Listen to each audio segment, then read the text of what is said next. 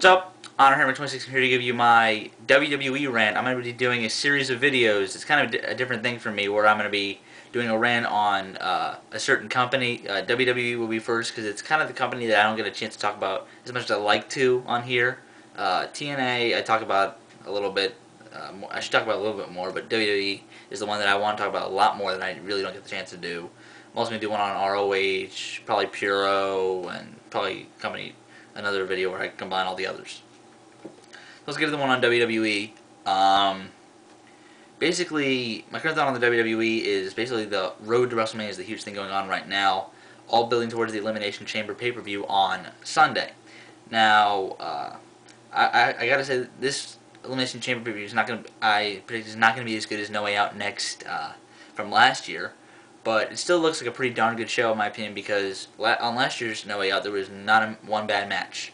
There were two that were okay, one that was good, and two that were amazing. But I mean, this card probably won't deliver on as high as expectations as last year's. But overall, the road to WrestleMania looks very, very good, even though Elimination Chamber will kind of set you in a good direction or in a bad direction. What I mean by that is, look at last year's No Way Out. They had a huge momentum going to WrestleMania, and it just gave them a lot of good press. Now, saying that, the build towards WrestleMania without Elimination Chamber has been a lot stronger this year because you really don't know what's going on. Like last year, you could tell it was going to be Shawn Michaels and Undertaker. You could tell something was going to go on with Cena in the main event. You pretty much knew Orton was going to have something to do with McMahon's. It was kind of obvious it was going to be Triple H, in my opinion. But this year, it's a lot more complicated. I mean, what's going to happen with Sheamus? It's going to happen with Cena, Triple H, the Shawn Michaels storyline was going to happen with Undertaker, Chris Jericho, and Edge. I mean, where does that leave CM Punk? Where does that leave guys like John Morrison? So, and with the whole NXT thing, which I'll get to in a minute, where's that going to have to do with WrestleMania? Maybe NXT showcase match, but one of them in the Money in the Bank. Just, I don't know how that's going to incorporate. I mean, we're going to find out very soon since the debuts next week. So, I just don't think that this build to WrestleMania has been anywhere bad, but I think this is actually going to be a very, very good WrestleMania. And I think no matter what they do, I do have the trust in WWE for WrestleMania. Like, WrestleMania is kind of an extravaganza. Like, they focus a little bit more on fun because it's the biggest show in wrestling of the year on the planet. But they kind of just focus on being just an all-around great show. It's a 4-hour pay-per-view compared to pretty much every other pay-per-view they do is around 3 hours. So it's just going to be, I think this WrestleMania is just absolutely going to deliver. And it should deliver because they're giving it a great build. Now to NXT. Basically, the last ECW last night was kind of weird. I mean, the whole Abraham Washington thing was just a little dull in my opinion. The first match with Tatsu and Goldust against Show Miz is just dull, but in the main event, giving Ezekiel Jackson the win was not a bad match in my opinion because the right guy went over. Because why does Christian need that win as the final ECW champion? Giving kind of Ezekiel Jackson that big win because Vince likes him.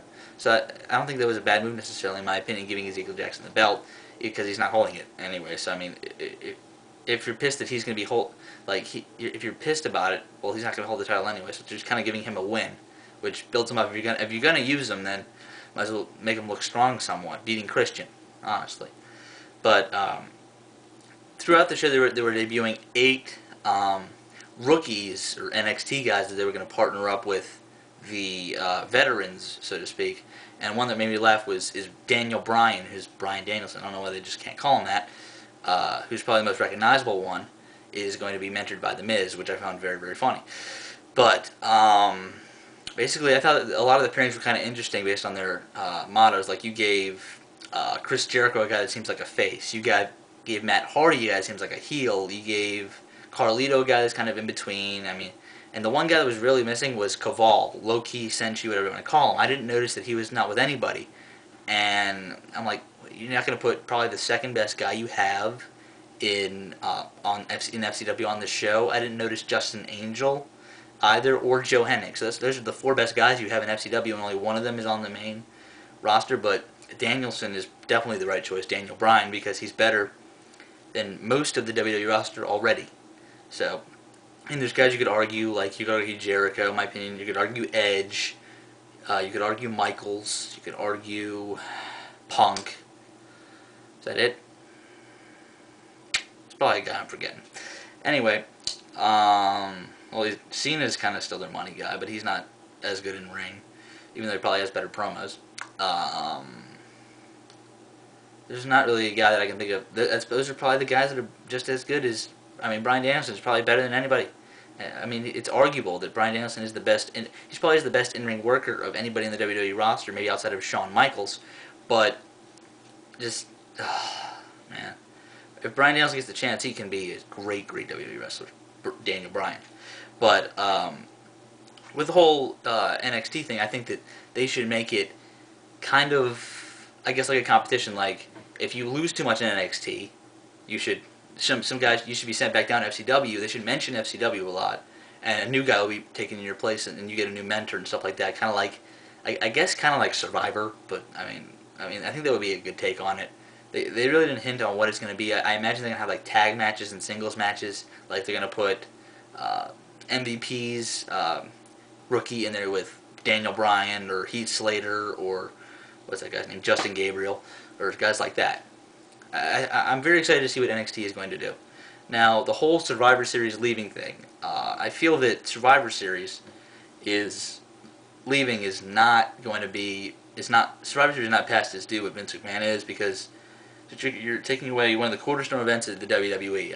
I don't get that. That's like tennis taking away the Australian Open, or I guess golf taking away the U.S. Open. I mean, taking away a very important tournament. It's not your biggest one, like a Wimbledon, but you're taking away a very important one, one that a lot of your older fans connected with since it started in 1987.